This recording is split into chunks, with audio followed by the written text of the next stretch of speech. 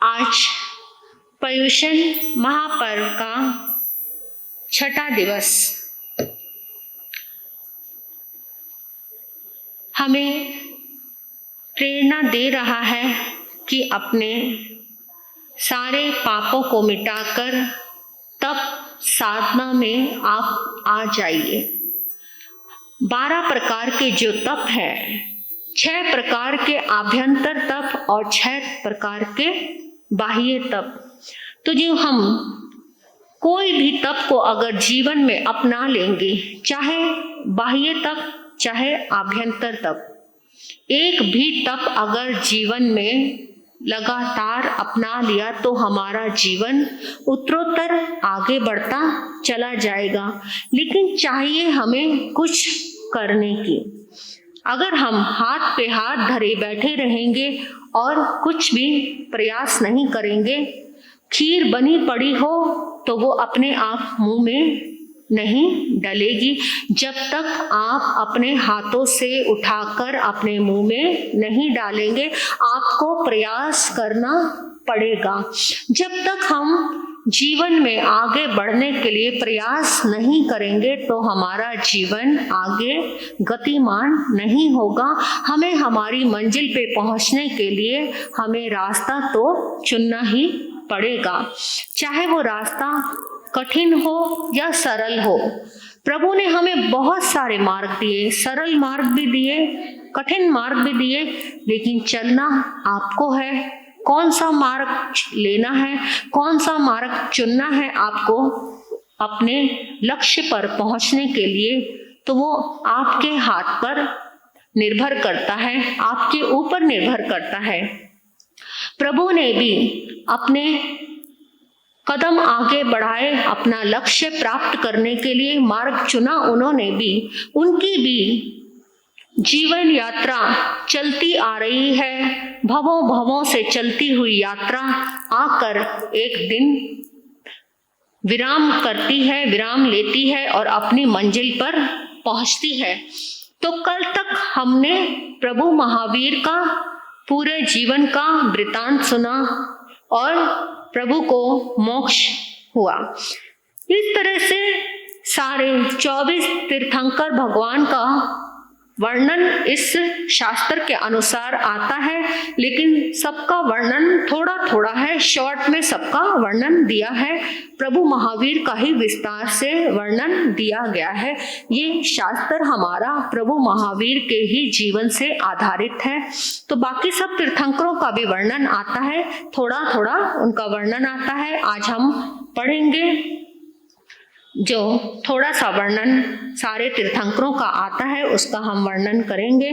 जंग रेन सिंह चनंग पासे अरहा पुरिसा दानिये जाए तंग रयनी चनंग बहुहिंग देवहिंग देवीहिंग या जाव उपिंग जलग भूया कह कहाग भुआ जावी हुत्था सेसंग तहेव नवरंग पासा भिला वेनंग भनी अवंग जाव तंग हो नंग कुमारे पासे नामेनंग।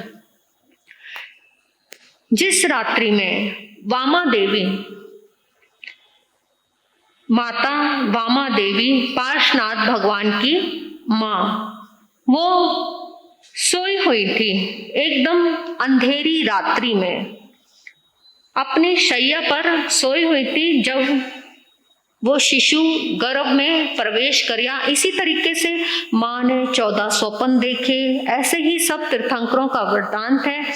जो तीर्थंकर आने वाली जो आत्मा होती है वो उनको 3 ज्ञान जन्म से ही होते हैं। तो ऐसे ही माँ को 14 स्वप्न आते हैं। जैसे ही पार्श कुमार जब गर्भ में आए तो माँ सोई हुई थी एकदम अंधेरी, बिल्कुल गुप्त रात्रि अंधेरा। तो एकदम उनको उनकी शैया के पास से जाता हुआ काला सर्प दिखाई दिया और राजा अश्वसेन का हाथ नीचे गिरा हुआ था। तो प्रसेनजित राजा का हाथ नीचे लटका हुआ था, तो एकदम रानी ने देखा कि राजा के हाथ के पास से सर्प गुजर रहा है, कहीं उनको डंक ना मार दे। उन्होंने धीरे से हाथ उठाकर ऊपर रख दिया। तो उन्होंने कहा, वो जाग गए कि क्या हुआ? कहते, आपके हाथ के पास से सर्प गुजर रहा था तो मैंने हाथ इसलिए उठा के आपका ऊपर रख दिया। उन्होंने कहा, इतनी अंधेरी रात्रि में जो हाथ को हाथ दिखाई नहीं दे रहा, तो तुम्हें वो सर्प कैसे दिखाई दे गया? उन्होंने कहा, पता नहीं, शायद इस गर्भ का ही प्रभाव है जो मुझे सर्प दिखाई दिया। तो उन दोनों ने आपस में सलाह की कि आने वाले हम इस बच्चे का नाम पार्श रखेंगे। तो तभी से उन्होंने सोच लिया था कि हम इस बच्चे का पार्श नाम रखेंगे। अब वो पार्श बच्चा जन्म लिया, बड़ा हुआ। एक दिन अब वो बच्चा बड़ा हुआ तो खेल रहा था आपस में। खेलते खेलते उसको पता लगा कि नगरी के बाहर एक तापस आया हुआ है। वो तापस पंचांगनी तप कर रहा है, मतलब जो अग्नि वगैरह की ये करते हैं जो सन्यासी लोग, तो वो तप कर रहा है अग्नि जलाकर। तो वो भी पार्श कुमार भी पहुंच गए। वहां पहुंचे, देखा कि अग्नि जल रही है। उन्होंने अपने अवधि ज्ञान से देखा इस अग्नि के अंदर एक काष्ठ की लकड़ी के अंदर नाग नागिन का जोड़ा जल रहा है। अब उन्होंने कहा, आज वैसे भी शुक्रवार है, आज आपने कथा भी सुनी थी कि पार्श्वनाथ भगवान की, और वैसे भी पार्श्वनाथ भगवान का ही वर्णन आज आ रहा है कि उन्होंने देखा कि उसमें जो नाग नागिन जल रहे हैं। उन्होंने कहा, तापस तू ये क्या कर रहा है? तू ये पाखंड कर रहा है। अरे तेरी इस अग्नि के अंदर, काष्ठ के अंदर, लकड़ी के अंदर नाग नागिन जल रहे हैं। उसने कहा, तू क्या कहता है? अरे कोई नहीं जल रहे। कहते, नहीं, उस लकड़ी को देखो, उसमें नाग नागिन जल रहे हैं। और उन्होंने लिया उस लकड़ी को। उसने तो क्रोध के आवेश में आके लज्जित करने के लिए उठाई लकड़ी को, चीरा तो देखा तड़फते हुए नाग नागिन निकले। अब वो तड़फ रहे हैं, अर्ध जले हो गए हैं, उनकी मृत्यु नजदीक आ गई। तो पार्श कुमार ने उन दोनों को महामंत्र की शरण दी, नवकार मंत्र सुनाया, उनको धैर्य दिलाया और उनकी आत्मा को संतोष दिलाया और उनको सारे बंधनों से, सारे चीजों से मुक्त कराया। उनके अंदर विनय का और करुणा का भाव पैदा किया और वो वहां से अपना आयुष पूर्ण करके नाग धर्मेंद्र देव बना और नागनी पद्मावती देवी बनी। अब इस तरह से उनका वो जीवन चल रहा है। इधर तो वो नाग और नागनी धर्मेंद्र देव और पद्मावती देवी बन गए, और इधर इसके बाद वो जो तापस एकदम क्रोध का रूप लेकर जब वो मरता है तो वो मेघमाली देव बन जाता है, क्योंकि वो क्रोध की अग्नि में मरता है कि इसने मुझे बेइज्जत कर दिया पूरी सभा के सामने। अब वो मेघमाली देव बन गया। इधर पार्श कुमार ने जब उनकी 30 वर्ष की उम्र हुई तब उन्होंने गृहस्थ को त्याग कर वर्षी दान देना शुरू किया इसी तरीके से, और उन्होंने आश्रम पद नामक उद्यान में अशोक वृक्ष के नीचे वहां पर अपने आभूषण आदि उतार कर 5 मुष्टि लोच किया और विशाखा नक्षत्र के साथ योग होने पर, चंद्रमा का योग होने पर देवदुष्य वस्त्र धारण करके 300 पुरुषों के साथ दीक्षा अंगीकार की। अब उन्होंने दीक्षा धारण कर ली। इनके सारे नक्षत्र जो होते हैं विशाखा नक्षत्र में इनके सारे कल्याणक होते हैं। अब उन्होंने दीक्षा ले ली और एक वृक्ष के नीचे खड़े हैं ध्यान में। अब उधर जो वो कमठ मेघमाली देव बना था तो उसको एकदम उनको खड़ा देखकर अपना वैर विरोध जाग गया कि इसने मुझे बेइज्जत किया था पूरी सभा में, मेरा अपमान किया था, अब मैं इसको नहीं छोड़ूंगा। उसने कभी सिंह का, कभी बिच्छू का, कभी हाथी का, कभी किसी का, इस तरह से बहुत रूप बनाए और डराया धमकाया और प्रभु को, लेकिन प्रभु तो एकदम अडल अकंप और वो टस से मस भी नहीं हुए, अपनी साधना में वो निरंतर खड़े हैं। तो उसने हार कर मूसलाधार वर्षा प्रारंभ कर दी। अब वो वर्षा प्रारंभ कर दी तो वो पानी प्रभु के नासिका तक आ गया। अब प्रभु की नासिका तक पानी आ गया तो इधर से धर्मेंद्र देव का आसन कंपायमान हुआ। उन्होंने अपने ज्ञान से देखा कि ऐसे प्रभु जिनके कारण हम इतने रिद्धि समृद्धि वाले देवता बने हैं, तो हमें तुरंत जाना चाहिए प्रभु के समीप। तो वो आए और पद्मावती माता ने तो छत्र धारण कर लिया प्रभु के ऊपर और धर्मेंद्र देव ने आसन बना लिया अपना और उनके ऊपर छत्र कर दिया। और इस तरह से उस तापस को, कमठ को, मेघमाली को धमकाया, डराया कि तू ये क्या कर रहा है, उसको एकदम सबक सिखाया। तो वो डर गया और डर के प्रभु के चरणों में झुक गया, अपने अपराधों की क्षमा मांगी और वो कष्ट टल गया। इस तरह से 84वें दिन ग्रीष्म ऋतु के प्रथम पहर में, प्रथम मास के प्रथम चतुर्दशी, चैत्र कृष्ण चतुर्दशी के दिन विशाखा नक्षत्र का योग होने पर शुक्ल ध्यान ध्याते हुए भगवान को केवल ज्ञान, केवल दर्शन उत्पन्न हो गया। अब प्रभु के 8 गण और 8 गंधर्व हुए। शुभ, आर्य घोष, वशिष्ठ, ब्रह्मचारी, सौम्य, श्रीधर, वीरभद्र, यशोधर, पानसनं अरहो पुरिसा दानियस अज्य दिन पामुखाओ 16 साहा समियो उक्कोसिया सम संप्या होता। प्रभु के 16,000 साधु हुए, पुष्पचूला आदि 48,000 साध्वियां हुई, 1,64,000 श्रावक हुए, 3,27,000 श्राविकाएं हुई और 314 पूर्वधारी मुनिराज हुए।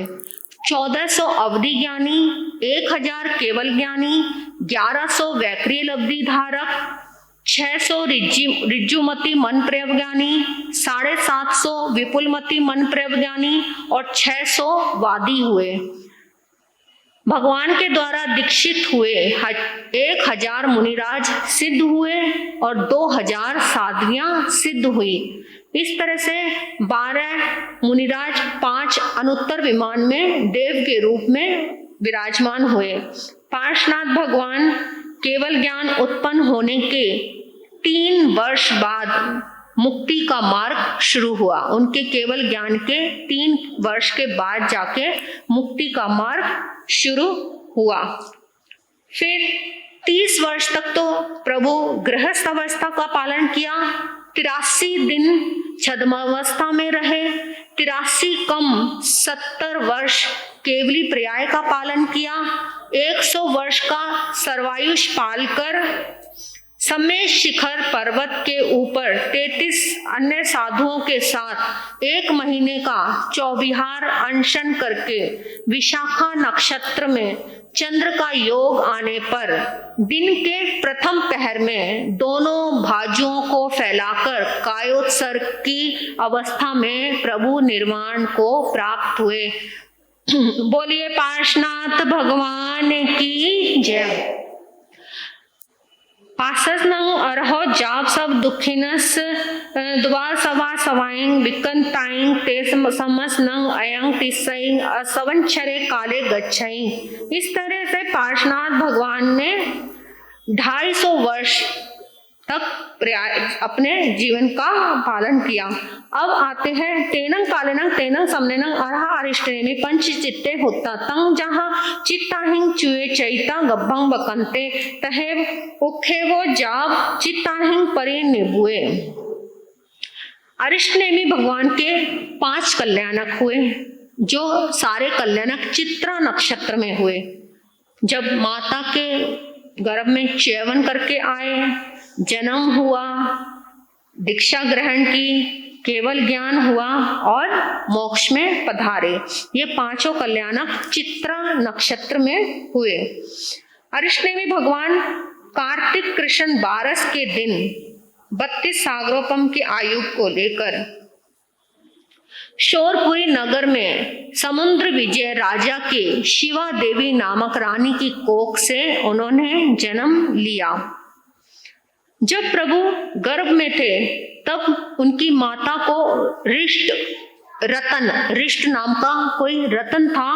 उनको ऐसा लगा कि आकाश से उड़ता हुआ वो रतन मेरे पास आ गया है, इसलिए माता पिता ने सोचा था कि जब बच्चा होगा तो हम उसका नाम अरिष्टनेमि रखेंगे। 300 वर्ष तक प्रभु अविवाहित अवस्था में रहे और फिर उसके बाद उनका विवाह लगन रख दिया गया। ये भी आपको पता ही है कि अरिष्टनेमि भगवान का जब विवाह करने के लिए उनका लगन कर दिया गया था, राजुलमती उग्रसेन राजा की बेटी राजुलमती के साथ उनका रिश्ता पक्का हो गया। अब उनका रिश्ता पक्का हो गया, प्रभु शादी के लिए जा रहे हैं, विवाह के लिए, परंतु किस कारण से वापस लौट गए? पशुओं का क्रंदन नहीं सुन पाए प्रभु। पशुओं का क्रंदन उनकी शादी में हुए भोजन के लिए जो मांसाहार की तैयारी की जा रही थी उसके लिए वो पशु बांधे गए थे।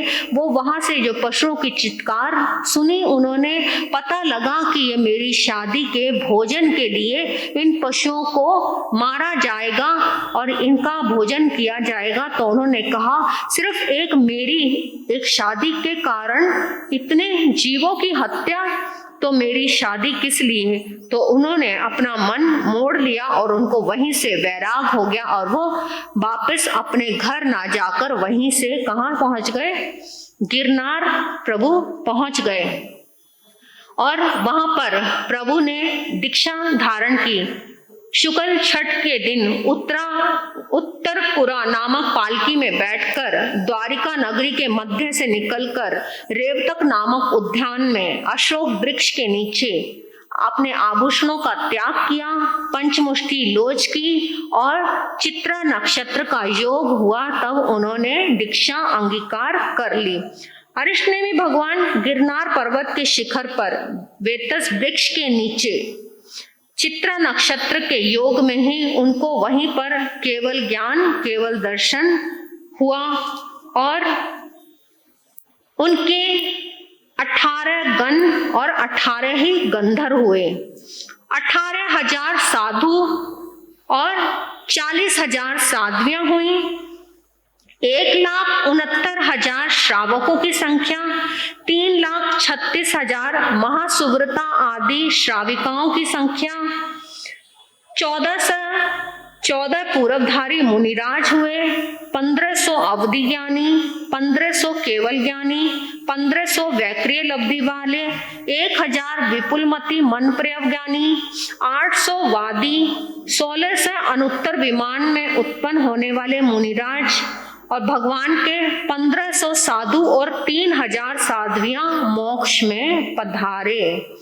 तो इस तरह से प्रभु को जब केवल ज्ञान हुआ उसके बाद 12 वर्ष के बाद उनका मुक्ति का, मोक्ष का मार्ग खुला।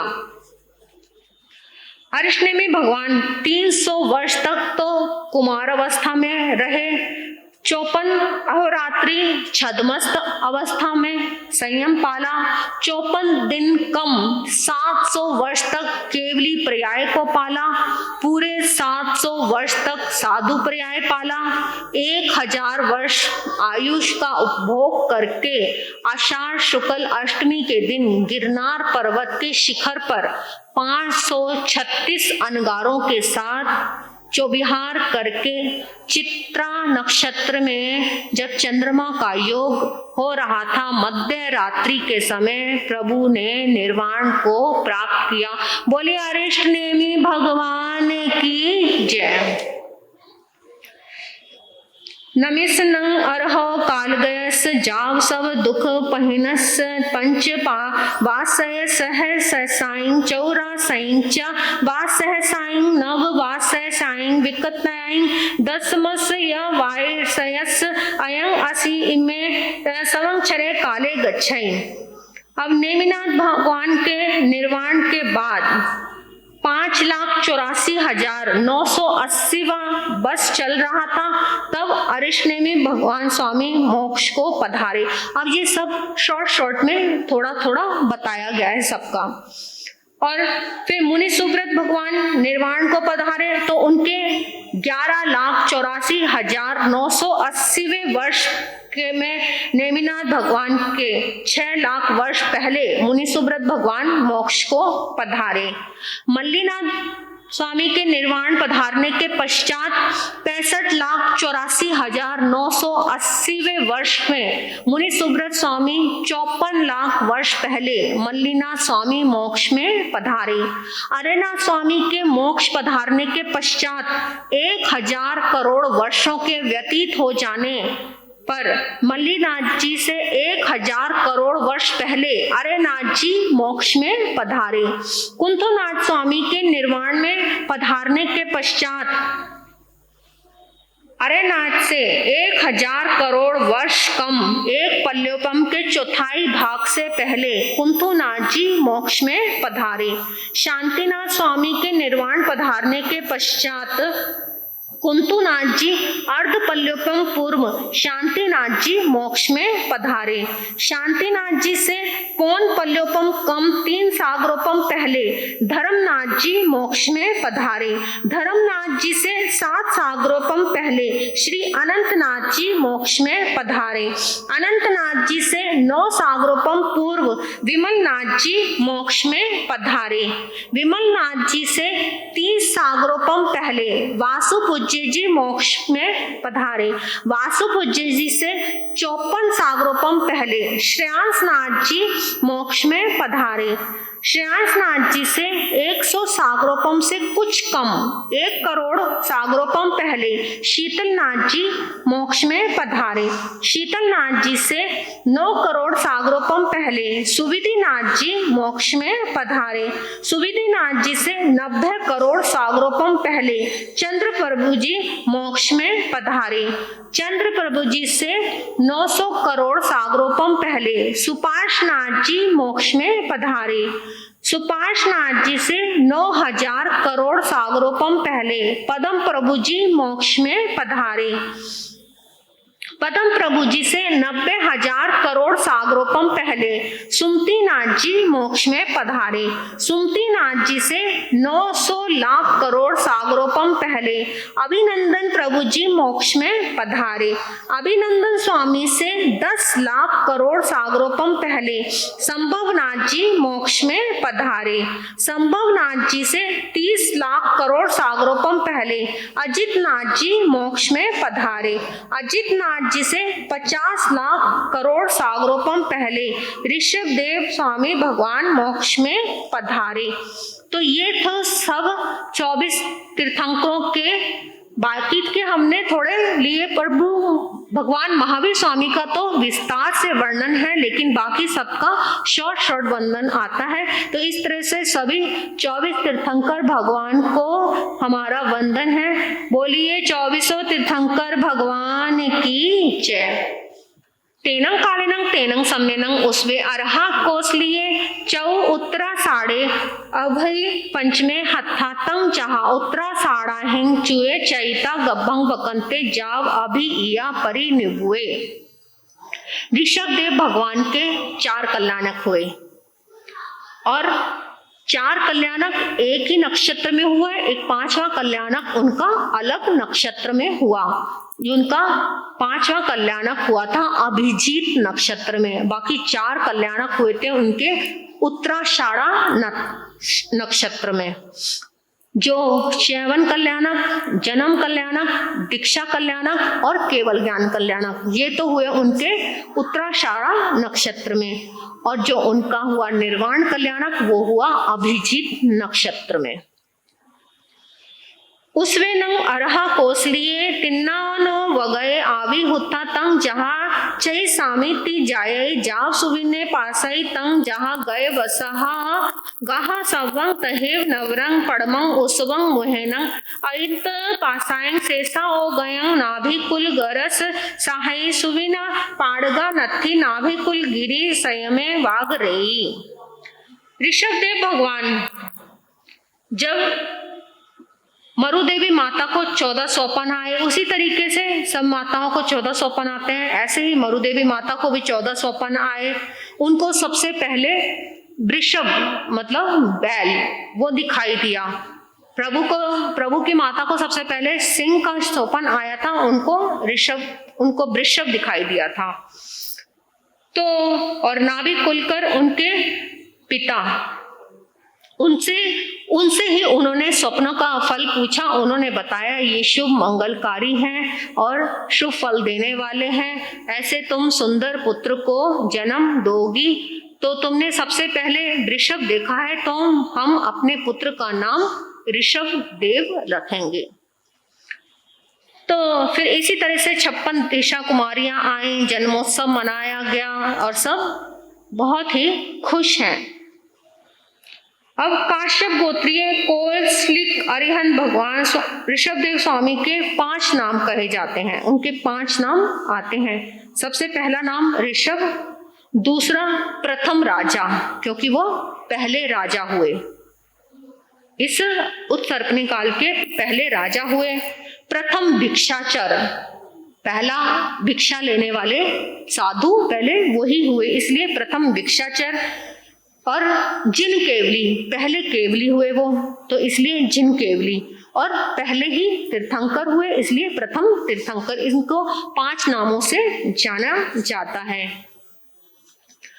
अब आदिनाथ भगवान 20 लाख पूर्व वर्ष तक कुमार अवस्था में रहे, 20 लाख वर्ष तक कुमार अवस्था में रहे।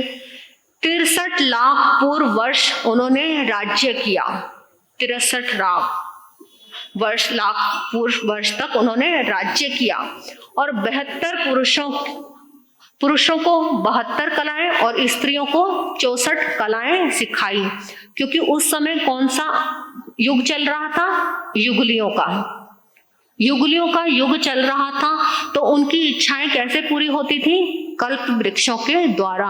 कोई भी चीज की जरूरत होती तो उनको काम नहीं करना पड़ता था। कोई कर्म भूमि नहीं थी, वो उस समय कर्म भूमि नहीं थी, काम काज नहीं था, उस समय भोग भूमि थी। सिर्फ जो भी चीज की जरूरत है, 10 प्रकार के कल्प वृक्ष होते थे, जिनसे जो भी जरूरत हुई, सोना, कपड़ा, बिस्तर, खाना पीना, पहनना, जो भी चीज की जरूरत हुई, कल्प वृक्ष के सामने अपने मन की इच्छा प्रकट की और वो आ जाता था उसी समय। क्योंकि उस समय के लोग भोगी नहीं थे, लालची नहीं थे, उनको जितनी जरूरत होती थी वो उतना ही लेते थे, लालच नहीं करते थे कि ले लेके इकट्ठा कर। आज के समय के लोगों को ऐसा कल्प वृक्ष मिल जाए तो क्या करेंगे? ले लेके पहले तो मैं फटाफट सोना चांदी हीरे मोती कपड़ा लत्ता मकान सब कुछ भर लूं, मैं अपने पास ही भर लूं, कहीं दूसरे के पास ना चला जाए। आज के मानव की तरह वो लोग लोभी लालची नहीं होते थे, उनको जितनी जरूरत होती थी वो उतना ही लेते थे, उतना ही मांग करते थे और वो कल्प वृक्षों से उनको मिल जाता था। धीरे धीरे समय व्यतीत हुआ, कल्प वृक्ष लुप्त होने लगे, समाप्त होने लगे, तो लोग परेशान होने लगे, क्योंकि जो जरूरत की चीजें वो भी मिलनी बंद हो गई। तब जब ये कुमार से राजा बने ऋषभदेव, तो उन्होंने सबको कलाएं सिखानी शुरू की कि कैसे बर्तन बनाए जाते हैं, कैसे खुदाई की जाती है, कैसे बीज बोया जाता है, कैसे अन्न को उगाया जाता है, फिर उसे पकाना, आग जलाना, सारे चीजें सिखाई। 72 कलाएं पुरुषों को सिखाई और स्त्रियों को 64 कलाएं सिखाई। हर प्रकार की जो आज इंसान मानव सब करता है वो प्रभु ने सिखाया और आज का मानव वो सब कर रहा है। तो उन्होंने सब कलाएं सिखाई, मनुष्य को पूरा पारंगत कर दिया अपने जीवन यापन के लिए। तुम्हें कैसे जीना है, कैसे रहना है, कैसे खाना है, तो जो सारी कलाएं सिखा के उनका समय जब हुआ तो उन्होंने फिर दीक्षा धारण की। ऐसे ही 1 वर्ष के लिए वर्षिदान दिया और अशोक वृक्ष पर सिद्धार्थ वन में आकर अशोक वृक्ष के नीचे वहां पर उन्होंने 4 मुष्ठी लोच की। सबने, सारे तीर्थंकरों ने कितनी मुष्ठी लोच की? 5 मुष्ठी। सुना था ना आपने, सब तीर्थंकरों ने 5 मुष्ठी लोच की, लेकिन ऋषभदेव भगवान ने 4 मुष्ठी लोच की। ये हमारा जो शास्त्र है ना, मतलब उल्टा चल रहा है। प्रभु महावीर से लेके जो बड़े होते गए उनकी तीर्थंकरों को लेते गए, तो जो ऋषभदेव भगवान जो सबसे पहले तीर्थंकर, उनका सबसे लास्ट में वर्णन आ रहा है। तो इसमें प्रभु ने 4 मुष्ठी लोच की, एक यहाँ, एक इधर, एक पीछे और एक आगे। बीच का उन्होंने छोड़ दिया। बीच की उनको वो देवताओं ने ही रोक लिया और उनको वो 5वीं मुष्ठी लोच नहीं करने दी। तो इस तरह से उन्होंने 4 मुष्ठी लोच की और 4000 पुरुषों के साथ प्रभु दीक्षित हुए। फिर प्रभु ने 1000 वर्ष तक संयम पालन किया और फिर उसके बाद फाल्गुन कृष्ण एकादशी को दिन संकटमुट नामक उद्यान में नयोग्रोध वृक्ष के नीचे आषाढ़ नक्षत्र में केवल ज्ञान और केवल दर्शन को उत्पन्न किया। अब ऋषभदेव भगवान के 84 गंधर्व हुए, किसी के 8 हुए, किसी के 18, किसी के 11 हुए, उनके 84 गंधर्व हुए। 84,000 साधु हुए, 3 लाख साध्वियां, 3 लाख और 5,000 श्रावक, 5,54,000 श्राविकाएं, 4,750 14 पूर्वधारी केवली मुनिराज, 4,750 14 पूर्वधारी, 9,000 अवधि ज्ञानी, 20,000 केवल ज्ञानी, 20,600 वैक्रियल अवधिधारी, 12,650 विपुलमती मन प्रज्ञानी और उनके शिष्य 20,000 मुनिराज जो सिद्ध हुए और 40,000 साध्वियां मोक्ष में पधारी। तो इस तरह से प्रभु के सारे ये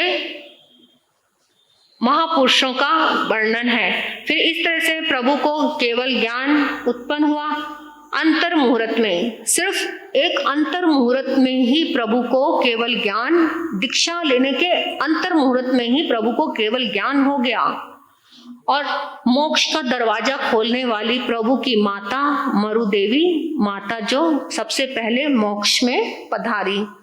ऋषभदेव भगवान 20 लाख पूर्व तक कुमार अवस्था में रहे, 63 लाख पूर्व तक राज्य किया, 83 लाख पूर्व तक गृहस्थ अवस्था में रहे और 1000 वर्ष तक छद्मस्त अवस्था में रहे और 1000 वर्ष कम 1 लाख पूर्व तक केवली पर्याय का पालन किया। फिर पूरे 1 लाख पूर्व तक साधु पर्याय को पाला और 84 लाख पूर्व में आयुष पूर्ण करके अभिजीत नक्षत्र में चंद्रमा के योग होने पर पर्यंक आसन से बैठते हुए प्रभु निर्वाण को पधारे। बोलिए ऋषभदेव भगवान की जय।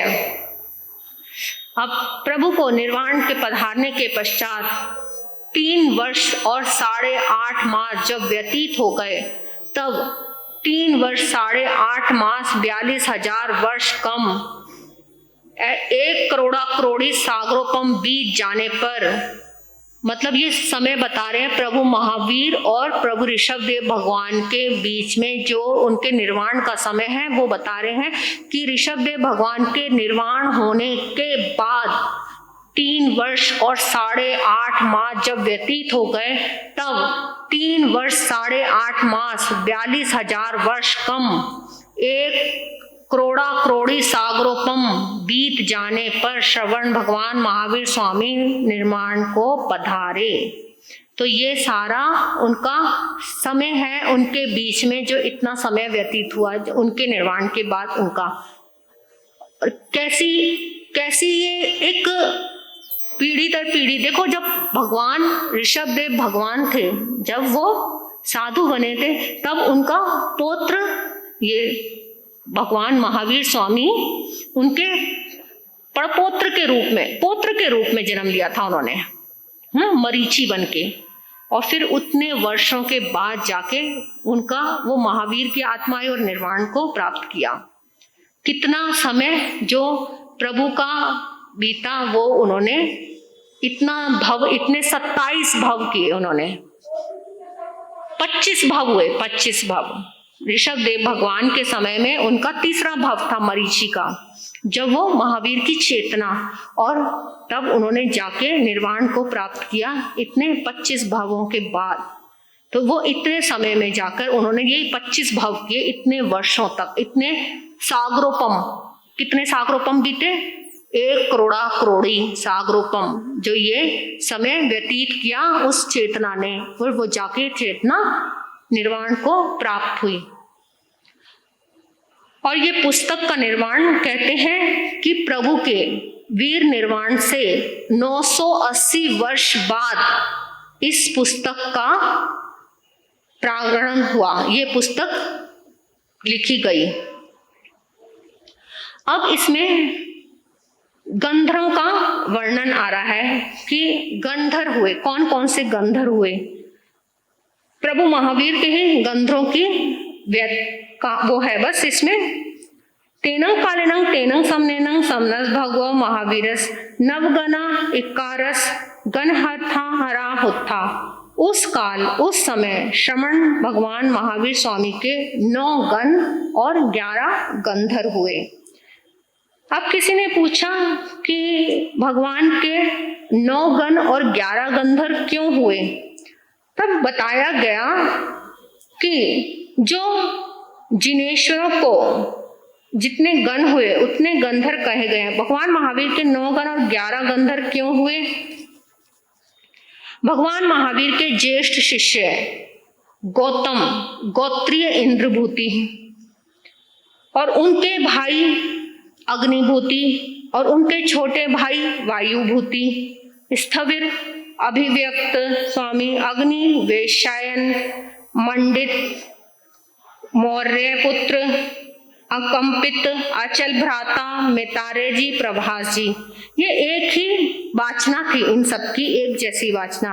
इनमें 9 गण और 11 गंधर्व कहलाए, क्योंकि ये एक साथ वाचना लेने वालों का एक ही गण कहा जाता है। जो एक साथ बैठ के वाचना देते हैं तो उनको एक ही गण कहा जाता है, इसलिए वो गण कहलाए गए। भगवान महावीर के ये 11 गंधर्व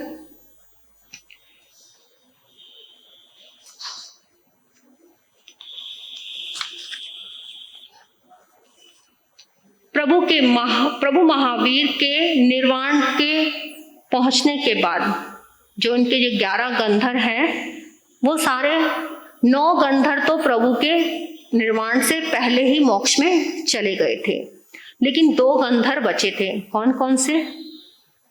एक तो गौतम स्वामी भगवान, वो उनके गंधर्व थे ना, गौतम स्वामी भगवान।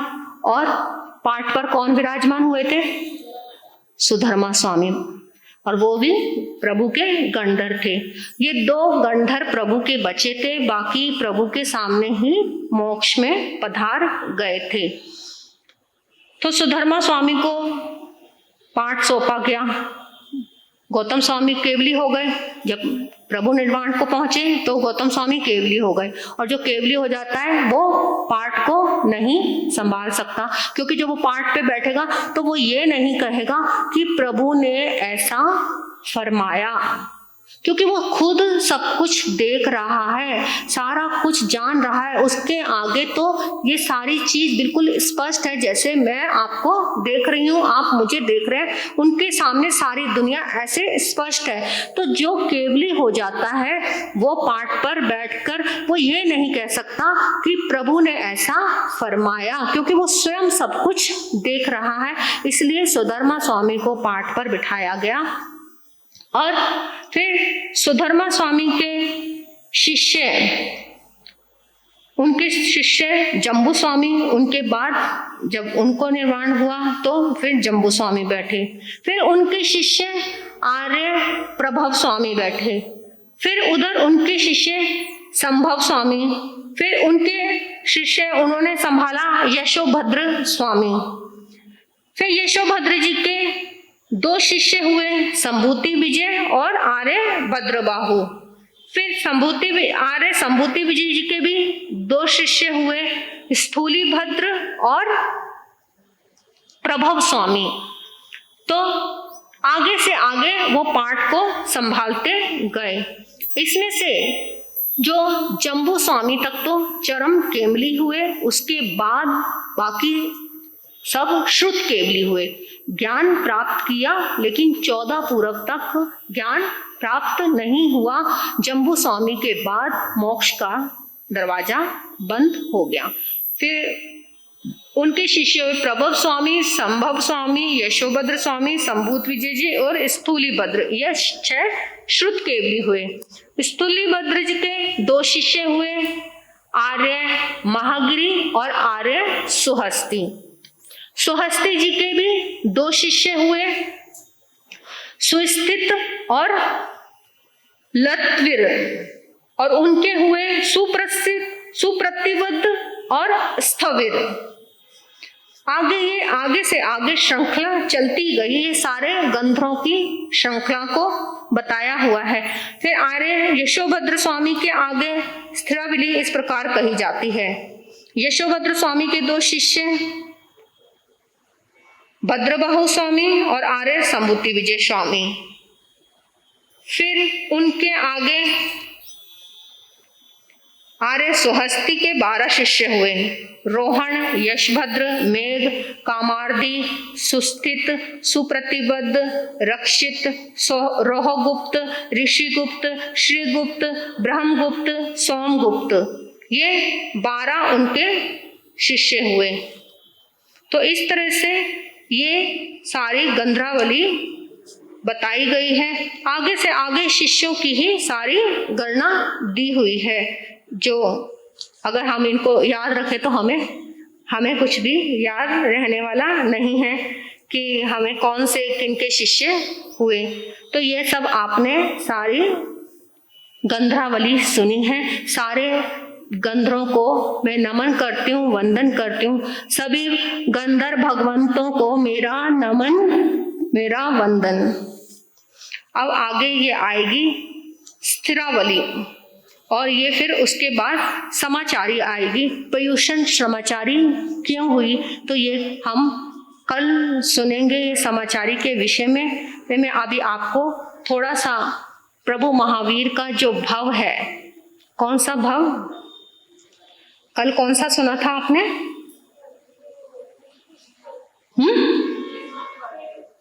त्रिपृष्ठ वासुदेव का, त्रिपृष्ठ का भव सुना था जो वासुदेव हुए। त्रिपृष्ठ के बाद वो आत्मा कहाँ गई? कहाँ गई वो आत्मा? नरक में। नरक में से आके फिर आप कहाँ आई वो? शेर के रूप में, शेर के रूप में, त्रियंच के रूप में आई। और फिर उसके बाद ये आत्मा आई विमला माँ के गर्भ में, रानी विमला के गर्भ में वो आत्मा आई। अब वो आत्मा कैसी थी? वो आत्मा बहुत ही सताई हुई, क्रोध से, क्रूरता से भरी हुई, क्योंकि क्रोध के अनुबंध लेके वो आत्मा ने जन्म लिया। वो नरक में गई, फिर त्रियंच में आई, अब वो बिमला माँ की कुक्षी में आई। वो बिमला माँ इतनी धर्मात्मा थी, इतनी सौम्य, इतनी ठहरी हुई, लेकिन जैसे ही वो आत्मा बिमला माँ के गर्भ में आई, वो माँ भी विचलित हो गई। अनेक प्रकार के दोहद आ रहे हैं, परेशान हो गई कि ये क्या हो गया। एकदम अचानक से ही जैसे ही बच्चा गर्भ में आया, मेरा तो मन ही विचलित हो गया। मैं ऐसे परेशान क्यों हो गई? अपने पतिदेव को बताया और फिर आचार्यों के पास गई, मुनिराज के पास। उनसे पूछा कि ऐसे ऐसे मेरा, जैसे ही मैंने गर्भ धारण किया, मुझे पता नहीं क्या हो गया, मेरे सारे विचार उल्टे होते जा रहे हैं, मेरा मन बहुत परेशान है, अंदर से बहुत ही उत्तेजना आती है, क्रोध आता है, मेरा एकदम विचार बदलते जा रहे हैं, क्या करूं मैं? जैसे ये आत्मा, कैसी आत्मा आई है? तब मुनिराज ने बताया कि हे रानी, ये आत्मा बहुत ही सताई हुई है, कर्मों की सताई हुई आत्मा, परेशान आत्मा है, क्रोध का अनुबंध लेकर ये आत्मा जन्मी है, तो इनको शांत करना तुम्हारे ही हाथ में है। तो उन्होंने, माँ बिमला ने पूछा कि मुझे क्या करना चाहिए, मैं क्या क्या करूं? बताया कि तुम एक तो अपना खाना सादा खाना कर दो, मतलब तीखा, एकदम मिर्च मसाले वाला, एकदम दृष्ट भोजन जो है वो बंद कर दो, शुद्ध भोजन करो, एकदम सात्विक भोजन करो और प्रभु का भजन करो, कीर्तन करो, ध्यान करो, साधना करो और तीसरा तुम स्वाध्याय करो। तुम ये करते रहो और कहीं ना कहीं जाकर इस आत्मा पर प्रभाव पड़ेगा और तुम ही हो, माँ ही है जो इस आत्मा का अनुबंध बदल सकती है, इस माँ, इस गर्भ से अपने बच्चे की लेशा को बदल सकती है। सिर्फ माँ के अंदर ही वो शक्ति होती है जो अपने बच्चे का जीवन सुधार सकती है, अपने बच्चे की लेशा को बदल सकती है। अब माँ ने वैसा ही करना शुरू कर दिया। अपने मन में ठान लिया माँ बिमला ने कि मैं आने वाले इस शिशु को एक अच्छा बनाऊंगी, इसके सारे क्रोध से भरे हुए संस्कार खत्म करूंगी, एक अच्छा इंसान बनाऊंगी उसको।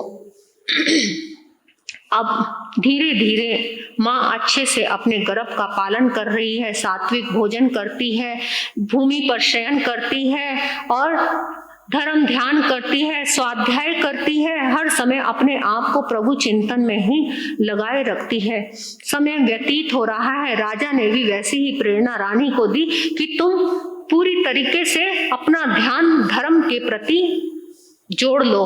अब जब सहयोगी अच्छा मिल जाए तो और भी ज्यादा जीवन अच्छे से चलता है।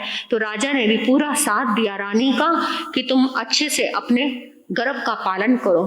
समय व्यतीत हुआ और गर्भ का टाइम पूरा हुआ और एक बच्चे को माँ ने जन्म दिया। अब जन्म दिया, माँ ने कहा ये बच्चे का जो मन है, मैं इसके मन को बदल के रहूंगी, तो मैंने उसका नाम भी क्या रखना है? विमल। मल से रहित, किसी भी प्रकार का मल इसके जीवन में न रहे। मैंने इसके जीवन को मल से रहित करना है। कैसे मल से? ये बाहर की गंदगी नहीं, बाहर का मल मैल नहीं, अंतर का राग, द्वेष, मोह, माया, क्रोध, लोभ, इन सब को खत्म करना है इसके जीवन से। इसको मैंने मल से रहित करना है। वो माँ संस्कार देती जा रही है, देती जा रही है। वो बच्चा जन्म लिया, बहुत क्रूर स्वभाव का, हर वक्त में, हर पल क्रोध करता है, तोड़ा फोड़ी एकदम, लेकिन माँ क्रोध नहीं करती। माँ हर वक्त प्रेम से, प्यार से बच्चे को समझाती है, गले से लगाती है, अपने गले से हर पल लगा लगा के माँ ने उसके अंतर ऐसे बीज का रोपण कर दिया, ऐसे बीज का रोपण कर दिया। बच्चा माँ को देखता है और वही सीखता है, क्योंकि बच्चे का 80% जो संस्कार वो तो गर्भ में ही उसको मिल जाता है। माँ जो करती है वही बच्चा करता है। आपने सुना था ना, जिस समय महाभारत में अभिमन्यु जब माँ के गर्भ में था तब उसने वो तोड़ने का, चक्रव्यूह में प्रवेश करने का रास्ता माँ के गर्भ में सुना था, क्योंकि माँ के गर्भ से ही बच्चा संस्कार धारण कर लेता है। 80% संस्कार गर्भ में धारण करता है। जब वो चक्रव्यूह का वो सब अंदर जाने का रास्ता माँ के गर्भ से सुन सकता है, तो क्या माँ की सारी बातें ग्रहण नहीं करता होगा बच्चा? सब बातें माँ की ग्रहण करता है बच्चा। तो वो माँ से ही 80% संस्कार ले लेता है और बाहर आके फिर वो 20% जो उसके बचे हुए संस्कार वो धारण करता है। इसीलिए माँ ही सबसे बड़ा गुरु है अपने बच्चे को सही रास्ते पर और गलत रास्ते पर लाने वाला। माँ बाप जब बच्चे को संस्कार देना चाहते हैं तो वो पहले अपने जीवन में ऐसे संस्कार भरे कि वो हमारे गर्भ से ही बच्चा अच्छे संस्कार लेता रहे, और फिर बाहर आने के बाद वो माँ को देखता है माँ क्या कर रही है, बाहर के लोगों को देखता है कि वो क्या कर रहा है, फिर वो वैसा ही वो बच्चा भी करता है। अब माँ हर वक्त उसे प्रेम करती है, हर वक्त प्यार से उसे, चाहे वो कितनी भी गलती करे, प्यार से सहलाती है, प्यार से ही उसे समझाती है। माँ बिल्कुल भी गुस्सा नहीं करती। अब धीरे धीरे वो बच्चा बड़ा हुआ। एक दिन वो बच्चा घोड़े पर बैठकर सैर कर रहा था, तो रास्ते में क्या देखा कि एक जाल बिछा हुआ है, उसमें बहुत सारे पशु पक्षी सब बंद हैं और वो सब शोर मचा रहे हैं, कलकल कर रहे हैं, परेशान हो रहे हैं, बाहर निकलने के लिए तड़फ रहे हैं। अब एकदम वो बच्चा, वो बिमल देखता है तो थोड़ा सा जाल काटता है और एक पक्षी को मुक्त करता है। जैसे ही वो पक्षी मुक्त हुआ तो वो एकदम खुश हो गया, खुश होके उसके कंधे पर बैठ रहा है, उसके सिर पर बैठ रहा है, कलहल कर रहा है। जैसे ही उस पक्षी की खुशी को उस बच्चे ने देखा तो उसका मन बहुत प्रसन्न हुआ कि ये कितना खुश हो गया, इसको मैंने आजाद किया। तो अब धीरे धीरे करके उसने पूरे जाल को काट दिया, सारे पशु पक्षियों को आजाद कर दिया।